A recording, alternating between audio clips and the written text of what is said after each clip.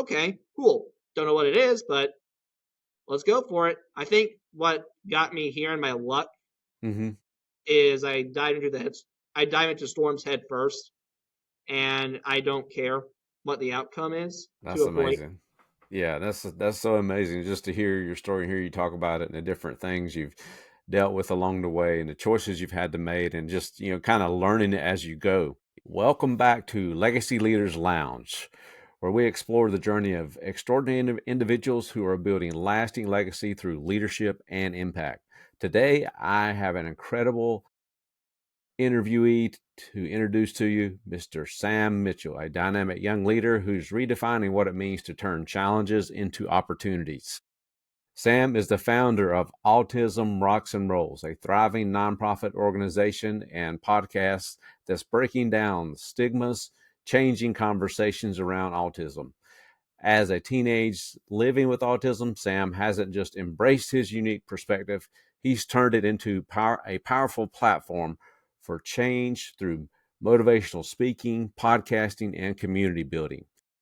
What I love about Sam's story is that it embodies everything we talk about here on Legacy Leaders Lounge: authenticity, resilience, and the courage to create meaningful impact. Today, we're going to dive into Sam's journey and build a nonprofit from the ground up, and his experience as a leader in the autism advocacy space, and how he's using his voice to inspire change. Sam, thank you for joining us today. I'm excited to explore your story with our audience. Hey, I'm excited to explore my story a little bit too. I've done it many times, but good to be here. And yeah, man, ready when you are. Excited for it. All right, man. Thank you so much. It's good to have you, Sam. So, Sam, you've built Autism Rocks and Rolls into a successful nonprofit and podcast. What inspired you to start this journey? Well, it started when I joined my high school's media club, and I fell in love with it so much, I decided to start my own podcast. And that was when Autism Rocks and Rolls, and really the podcasting side of it, it just clicked. The nonprofit, it kind of grew on its own because what happened is we have a slideshow and I joke around. It's long story short, but it's not. It's long story, long story. Um, yeah, I pretty much got a lot of hits. Some people found out about me. Mm-hmm. Someone who knew me, who kind of knew me through school. Well, I went to school with his son. Asked if we could get the right equipment. We got the equipment. Got a lot of hits. Local TV news stations, magazines called. Then we started a board. Okay, I don't know what that is, but let's go for it. I also got sponsors on the show at that same time span, and I didn't know you could sponsor a podcast. I literally thought that was just for movies and TV. Yeah. And we shift into, okay, we're going to start a gala and plan events. Okay, I don't know what a gala is, but let's go for it. Oh, Okay. and also next year, buddy, you're going to speak in Oklahoma. And it's not like a school presentation, it's a big presentation for adults that learn about autism. Okay, cool. Don't know what it is, but let's go for it. I think what got me here in my luck Mm-hmm. is I dive into storms head first, and I don't care what the outcome is to That's a point. amazing. Yeah, that's so amazing just to hear your story and hear you talk about it and the different things you've dealt with along the way and the choices you've had to make and just, kind of learning it as you go. So there's definitely been no fear in there. You can definitely see that, yeah, you're willing to run in the storm. Um, can you share a pivotal moment that made you realize you needed to create this platform? So what was that pivotal moment for you? Well, it's always hard to say that there was a pivotal moment in my professional life because I think my personal life and professional life intertwine a lot. The intertwine was in my personal life when, after 15 years of dealing with exclusion, because of a stereotype and a label that wasn't my fault, I realized I had enough of this. This is bogus. So I finally just decided to quit people pleasing because I tried people pleasing for 15 years, led me nowhere. I'm going to be my authentic self. And if you don't like me, I really don't care. The door is right there. That's cool. And really and truly, that kind of authenticity and being at the point where, what people say about us and how they maybe respond and react to us, at the end of the day, it really doesn't matter. And, just knowing that, hey, feeling confident in ourselves and who we really are and what we can really do, our different strengths and abilities that we all bring to life and leadership, whatever we're doing, whether it's nonprofit work or whether we're trying to, start a business somewhere, we just want to grow in our career as a leader. We're going to have to be willing to overlook and really not care at all about what people say, and keep moving forward to after your dreams and goals that you have for yourself. So that's great. That's amazing. So as a young leader in the nonprofit space, what unique perspective do you bring to your leadership? Well, I think our unique perspective is everyone is successful regardless of what condition or disability or challenges they have. I Yes. think that they can still do something. They may not be moving out of their parents' home, but can be in the mailbox every day. Yep. Yeah. And, Yeah. and to me, that's something. I know it's kind of delusional to say, but I think it's the truth. Owning a limo like Taylor Swift, slash, or if you think about it, maybe it's an or, getting the mail every day from your trailer equal each other out. Yeah. That's true. That's cool. That's amazing. That's a great perspective. How has being on the autism spectrum shaped your approach to running a nonprofit organization? It runs my nonprofit organization because my mind doesn't turn off. It can be very exhausting. Like today, I am tired. I am a tired boy today, let's put it that way. Okay. But it's also because my mind will not stop shifting. Like it likes to run and run and run and run. It doesn't stop. I think about AR pretty much all the time, or as much as I can, because it's a bad habit, but I just can't help it. My brain likes to be very productive. I think it's part of the autism. I also think it's the ADHD I have. I also have really, I won't say severe, but sometimes troubling ADHD that for me relaxing is nearly impossible. Like I hate sitting down. Mm, Like I really don't like to do it. I'll yeah. do it. I just don't like it. Yeah. Yeah. I can understand about being super active and, um, I don't know, just having a hard time, just sitting down. I mean, I've been labeled that way, and I realize that about myself. I can be very hard on myself. I can push myself too far sometimes and just, not really take a break and take really time off. And, I did that this past weekend and just really enjoyed it. But I've been going strong for, a couple of weeks in a row. And so, when we do that, we got to make sure that we do have some time for ourselves and some time for us to, kind of unwind, relax. And, sometimes relaxing doesn't necessarily mean you got to sit still. Relaxing could be you like going for a walk in nature and you find that relaxing as well. So, yeah, that's great, man. What advice would you give to our viewers who are considering starting their own nonprofit? The advice I would give to viewers is to, if you want to start your own nonprofit, is I would basically, really? I'm sorry, my mom's trying to hide behind not the camera. She's literally crawling to get a pen, and it's pretty funny. So Okay. anyway, your question though, in all seriousness about running a nonprofit, I mean, there's a hard part to it, and the hardest part is fundraising and trying to stay in there.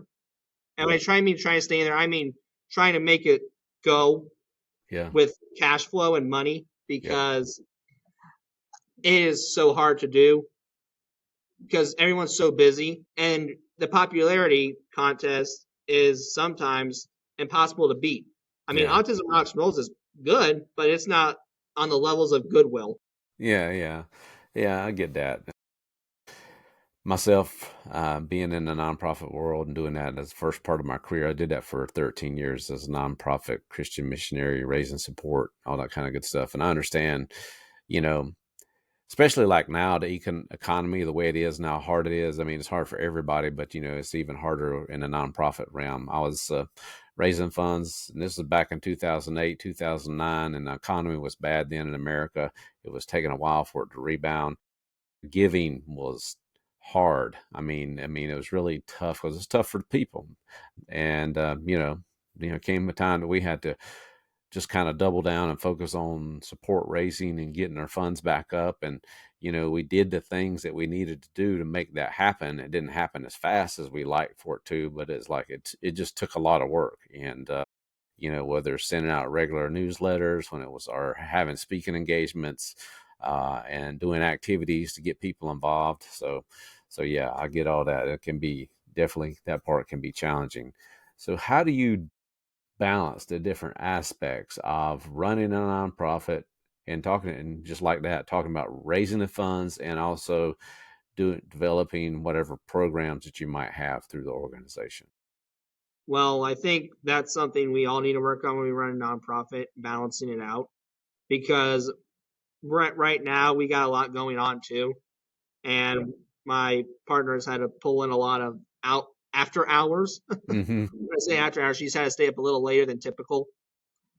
But I have to realize myself too. I have to rein it in too, because if I don't, I'm gonna be staying up till midnight Yeah. doing probably some stuff that could wait tomorrow morning. Yeah. Yeah. Yeah. That's good. That's great advice. It's just like, I found that for our work being international style nonprofit work is basically, the better communication, more often communication, using a variety of different types to talk about what we're doing, our story, how things are progressing and developing. And then also just creating opportunities for them to participate in something that they could have connection with and connection with the people, whether they come over short term or do other activities that would allow them to participate in what we did. That was kind of more difficult, more a bigger expense traveling internationally to come do something like that. But, locally, the more people have hands-on experience with you and your organization and get the chance to do activities with you, then they get that connection, and that connection becomes more than just volunteering. It becomes more as, like a financial contributor as well. So yeah, I mean, it's, And that's the reason why I keep doing it. It's a lot of work, but it's fulfilling and rewarding. yeah, and that's great, and that's what it should be. That's why you do things like this, and you can just tell it by your consistency as well and your passion for it, and just by being consistent like you are and working through the hard times as well. So, can you share some successful strategies you've used to kind of grow your organization's impact? Well, the way I've done my successful strategies is I think I've used social media. I Hmm. think that's helped out a big time with the industry I'm in. But also what helps too is I think we're both men, so we can relate to this, is literally growing a pair of testicles. Because when I say this, I'm trying to say here that the problem is people don't ask for help or they don't ask for opportunities. Yeah. They wait for it to come to them. Why not? And I know it's shooting for the stars, but this is what I've learned. This is what's worked for me. Why not ask go on Dr. Phil if it's a good fit for you? Yeah. Or Yeah. why not go ask this previous America's Got Talent contestant to go on, which did happen to me several times actually, because I've had several AGT contestants on and one's coming up. Or why not ask some wrestler, Mick Foley or Kane, to go on your show? That also happened to me. My point I'm trying to shoot here is I know it's cool, but I'm not the only one that can do it. Mm. Everyone else can ask. Yes. One time is a great story. For our annual summer concert, there's a whole list of people. I went down the line. One of those people entailed, and yes, I'm not kidding when I say it, Luke Bryan. Wow. Yeah. Did I get a response back? Yes, actually, from their manager. Could we afford it though? No. Cost too Uh-huh. much money. Yeah. I think $1 billion or 1 million, if I remember correctly. Wow. But like you said, it didn't hurt to ask. And I like the way you really said that. You got to grow a set of testicles, grow a set of balls, and that's something you've shown the your generation and really and truly other young men. Just yesterday at work, some couple of guys us were stopping and we talking and just actually talking about the men and just the lack, especially for the younger generation, of them showing up for work. There's a lot of men not in the workforce right now. And, just thinking about, talking about that ourselves as at our age, when we were their age, we had to do things like that and we weren't afraid to do it. And, we can't understand why they want to stay home, but you were willing to you're willing to, grow a set of balls and follow your dream and build something that would make an impact and would help other people based on your experience and how you deal with it. So that's, we need more of that. And that's Yeah, well, if amazing. I didn't, I probably would have been one of those men you were talking about. Yeah, true, true. And it takes being willing to face challenges, being willing to fail. People are scared of that, but really and truly, and that holds them back. But you know, there's no reason to be afraid of failure. The biggest fear is not ever doing it. Dying with that dream. And I just think that's amazing, and it's a wonderful part of your story, and want to see more and more of that in the world, and hope through your sharing with people and more people you touch that it'll drive them to pursue their dreams as well. So, what's been your biggest challenge in building Autism Rocks and Rolls, and how did you overcome it? I think the biggest challenge with building it is really, I think sometimes the response, because you can put it out there all you want, but not everybody's going to be interested. I mean, I'm going to be honest, probably not everyone is interested in the Legacy Leaders Lounge podcast. Yeah. There's probably a lot of people that are, but is everybody tuning No. in to watch it? Nope. No. And that's the biggest challenge is getting everybody. Now with me, I have a target audience. Like I can target people who are on the autism spectrum. I can target special education teachers, target people with disabilities. But my point is, it should be everybody. I'm talking about there should be my next door neighbor who has no affiliation with autism. I want him to get interested. How do I do that? I don't know. I can do a lot of strategies, Yeah. but you can only do it so far. True. Overcoming those challenges along the way, it takes a lot of resilience for us to be willing to bounce back from hardship and difficulties as we move forward. So, how do you handle the daily demands of being a nonprofit leader and while managing your sensory challenges? Well, I try to do what I can do, but I also try to help them out from a personal side too. I think, when you gain a business with people, they kind of become your family and they want to help you out. So you Hmm. in return, I think should help them. We just had this in the car a while back ago.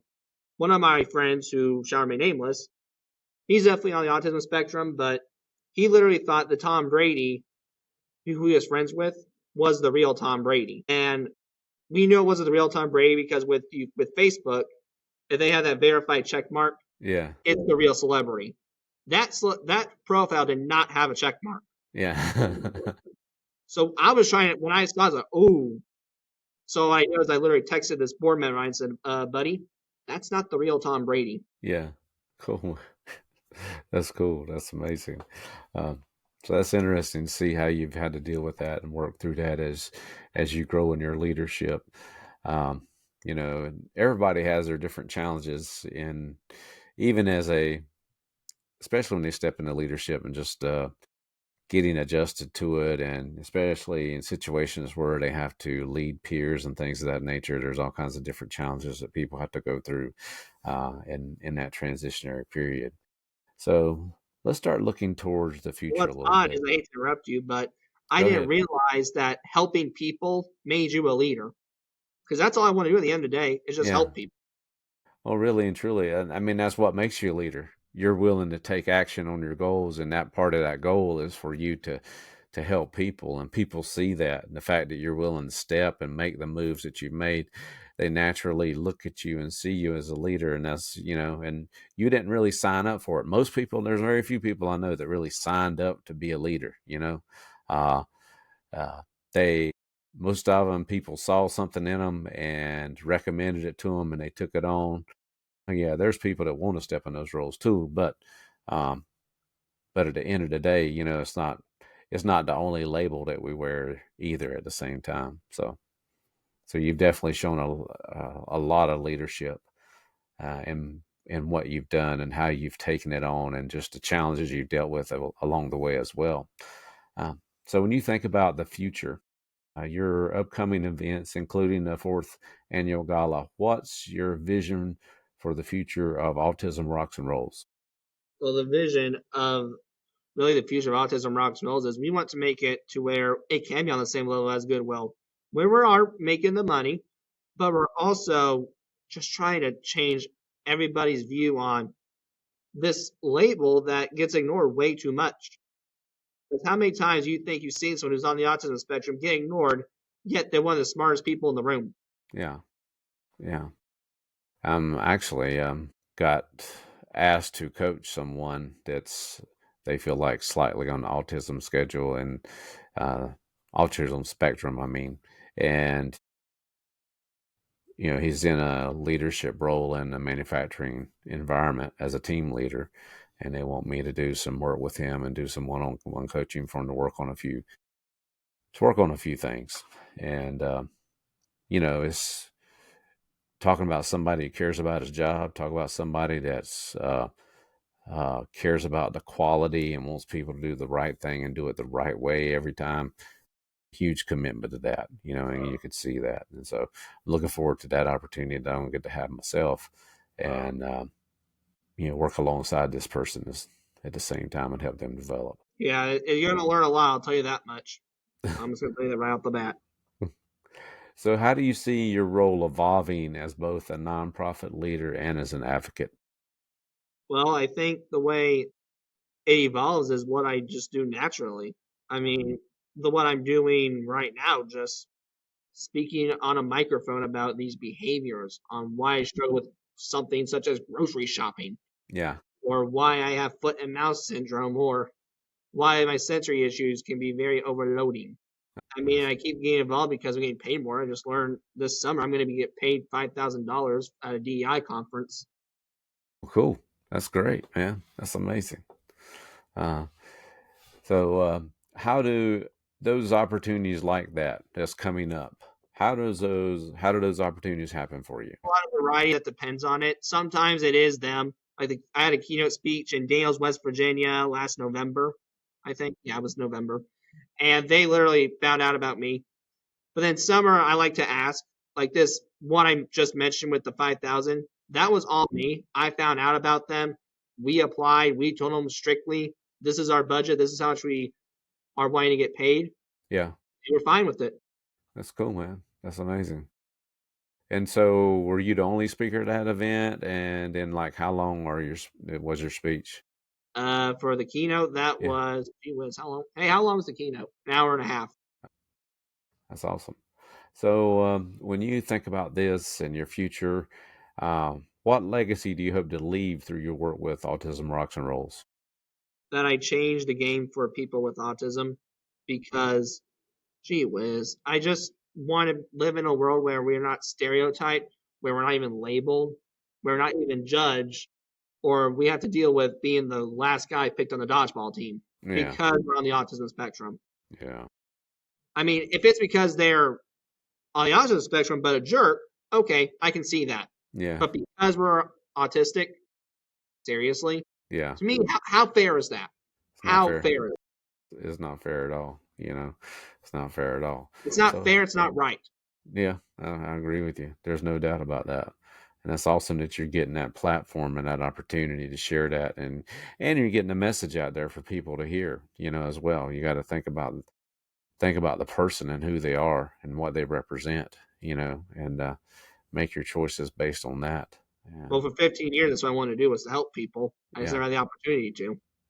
So how has your message that when you get those opportunities to speak, how has your message made an impact for others in the autism community? There isn't a dry eye in the room. Let's put it that way. That's that's cool. There's a lot. There's been some tears shed several times, Yeah, but I also I think give people just who are in who are in the autism predicament hope that their child or that their client or their person with autism can be a productive member of society. It doesn't have to follow the rules of society to a point. Now, I'm not trying to say if they were biting people, no, bite that in the butt, clearly. But who says they have to go grocery shopping?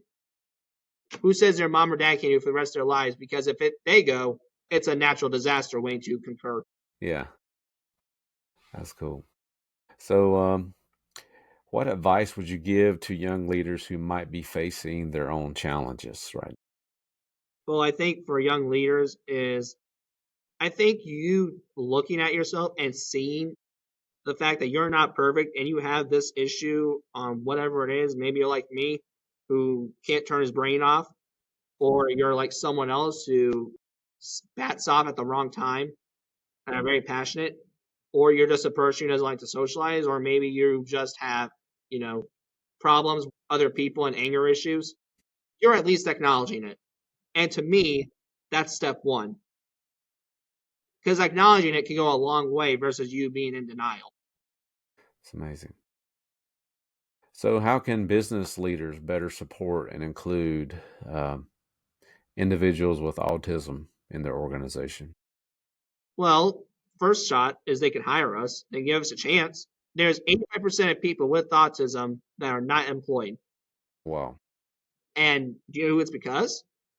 Partial, and maybe it's a fault to everything, but there's a partial fault to the bosses. They're not hiring us because when they see, oh, he's got the resume, checked autism, out the door. What? You're doing that? Seriously? Did you even talk to him? Did you even give him a chance to go to work? That's not fair. He didn't get a first day. I mean, you're missing out on one of the best employees. What can an employee with autism do? They can be on time. And I mean extra time on time. Like they might be there 20 minutes before the shift starts. They could also do a task really well. They don't want to screw it up. Yeah. Whereas some employees don't care if they screw it up. Mm-hmm. And if they're really good and have a positive attitude, they can do really well in customer service and actually want to be it. And their smiling means sincerity. Whereas some customer services, it's all, teeth and a Yeah. fake smile. Yeah. Their smile is real. Yeah. That's cool, man. That's amazing. And we need more of that. We need to give those opportunities, need more of that in the world in general. And, I hope other leaders that are listening in or hearing this and can start creating those opportunities for people with autism to have this, especially those that want to work. Because right now, you look in the American workforce, we really have more jobs than we have people in the country right now. And, we're one of the biggest things that we face on the operations manufacturing side I see every day is, having enough people, finding the people, getting people to stay, and people finding people that really want to work, and this would be a great advantage for people to start taking advantage of this and pursuing people with autism that really do want to work and can learn the skills and have the passion to do it and do it with a smile at the same time. That would change whole cultures in most organizations, alone right there. Yeah, and it's so obvious and it baffles me that the answer is literally in front of your face and you don't know it. Yeah. Yeah. And it's only because they won't take the chance. They won't take the risk, you know. And Yeah. that's what's aggravating too, because I'm happy to take those some people in who never had a friend in their life, who have a very hard time socializing. I know one of my friends, I'm not gonna say his name because just out of privacy, but Yeah. I can tell he's probably had a lot of friends in school and he has a hard time socializing. Yeah. But yet no one will take him in. Mm. I have to be the guy to do it. Yep. Seriously? I'm happy I did it because I made a friend, but why is no one else doing it? That's so true. That's so true. And that's great that you're doing that and you're willing to, be that friend and help this individual out, make that connection. So that's amazing. That's amazing. There again, that's just another example of your leadership and who you are as a person as well. And a reflection of what you want to accomplish with your nonprofit work through Autism Rocks and Rolls. Okay, so that's amazing. So, how can our viewers connect with you and support Autism Rocks and Rolls? I'm not a hard guy to find. You can Google me on your search engine optimization. If you Google Autism Rocks and Rolls, something will pop up. Website's autismrocksandrolls.com. That's pretty much all my episodes, my TEDx talk. It has my information. I think someone on the website can schedule a call with me. Okay, Not a hard guy to find. I'm very open. okay. Are you also on Instagram, Facebook, all I have that social? Instagram, Facebook. So I you mean, got literally, Autism Rocks and Rolls, Sam Mitchell. You'll probably see a Snapchat post, an Instagram reel or something I just posted on Facebook a month ago, or not a month, I meant a while ago. Excuse me. Okay. Um, and for the audience, if you're interested in connecting with Sam anyway, all of his contact information is going to be in the description below as well. So you'll find his connection and it'll be linked to all of his sites. So you can take advantage of that and connect with him there. And so for the Autism Rocks and Roll podcast, how often are you releasing a podcast right now? Every 13 days. Every 13 days. Okay. So, and they can find you on Apple and Spotify and all that stuff as well. Yep. Okay. Okay. So you've definitely got it covered. So you ever thought about teaching a class or doing some training on social Oh, media? we tried advertising podcast coaching sessions. It's just hasn't been my most money maker. Okay. I hear you. I hear you. Well, that's great that you're willing to step out and try those other things as well, because it's through doing those things that we gain new skills, and it helps develop us, and we can use that to help other people at the same time. So that's amazing. That's awesome. So what's one message you'd like to leave with our Legacy Leaders Lounge audience? Well, I think there's really two parts to it. The first one is if the world could be nice and not act so stupid, I think we get along so much better. Don't you think, buddy? I would have totally agreed with you on that one right there.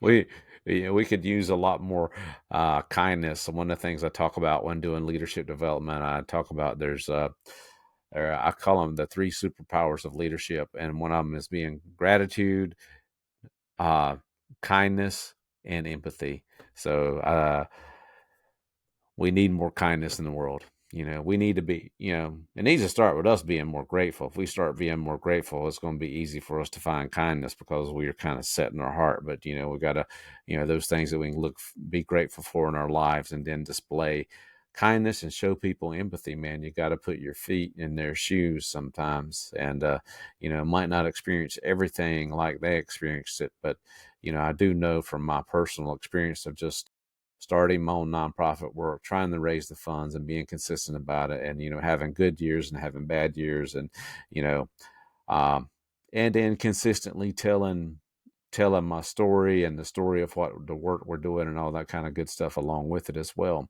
And I know you're communicating those messages and getting those messages out to people.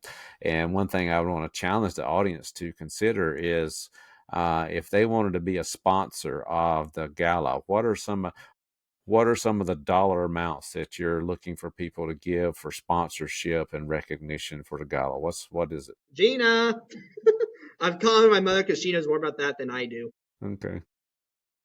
I look like crap, so No, I was just, hey, nice to see you, Gina. So I was asking Sam, if people that are listening in wanted to donate or be involved in the gala, what are the different entry levels, and what just kind of explain that to the audience. Yeah, right now specifically, we're trying to pay for. We have a guest speaker flying in from Georgia, who is also a nonprofit owner, and he runs an autism nonprofit. But his biggest part of his story is he recently lost his son. He had a seizure, and his son was non-speaking autistic, and he's just continuing to run the nonprofit. So he has a very inspirational story. So he's coming in, and then we're trying to pay for food. So right now we're looking for $500, $1,000 sponsors to cover the expenses. Okay. So that when we have the gala, when people donate, we don't charge to get in. It's no, it's donation based. I mean, when they come in the door and they want to make a donation, that's great. We'll have a silent auction, and there'll be QR codes around where people can make donations. But those are the biggest expenses we have right now that we really need to pay for. Well, I challenge my audience to consider some of that and getting involved in supporting Autism Rocks and Rolls and Sam and his work there, and making the gala an amazing experience for everyone that participates in it this year. And this is your 4th year, right? That's Yep. cool. Yep. We've done it 4 times. We've had Temple Grant speak. We had Rich Beto from Finger 11. He was the former drummer from Finger 11, but he spoke on his story. And then last year we didn't have a speaker. What did we do last year? We really didn't do much last year other than a silent auction. Okay. Well, cool. That's exciting, man. That's great. So I'm excited about. There we go. that was the other thing we did. A wine wall. I remember. Oh, okay. That's cool, man. That's amazing. So that's exciting. Y'all got some great ideas and creating some great experiences right there. And I would, just to encourage you to pursue those ideas and create those experiences for people so that they can touch and feel what you're doing, because the more that they can experience and touch and feel in, the more it kind of drives people to give as well, because they have a natural connection with you. And I can also tell just from this being with you right now and talking together and over this interview that you'd be an easy person to connect with, and just have really appreciated you taking the time to share your story and to answer the questions and help other young leaders understand what it's like to pursue your passions and your dreams, and also just to be consistent and overcome the challenges that you face on a daily basis with that. Just to really appreciate you, Sam, so much, and look forward to staying connected and hearing more about your work and what you do. And I just hope this next upcoming gala you make a huge impact and and raise all the money you need to do it as well. So excited for you, man, and thank you Thank so you much for very joining much. us. And then the other piece of advice I had, if you don't mind me checking on that real quickly, is someone's going to find you interesting. Now, for a guy who could not socialize, and I say could not, my social skills sucked. They still kind of do, but You're doing great, I man. thought no one find me interesting for Yeah. 15 years. Oh, Okay, I wish I would have told myself that, dude, wake up, slap myself in the back of the head, because I got a community now. I got an army. I got friends who I can run around with and carpool with, which at first grade level, I thought that was a little baloney. Never going to yeah. happen. Yeah. So at one point, someone's going to find you interesting. And the more I think of it, too, it's unrealistic. There's 8.5 billion people on Earth. No one's going to find you interesting? BS. Yeah. Yeah. That's true. That's true. The more we share our story, the more we connect with people, we'll find people that will connect with us as well. And, and I would challenge people out there to, you see an autistic person out there and you take the first step, make the connection, build the relationship, get to know them as a person. And you amazingly see what they can offer you in a friendship. So appreciate it, Sam. Thank you so much for your time, and thank you for joining us on Legacy Leaders Lounge.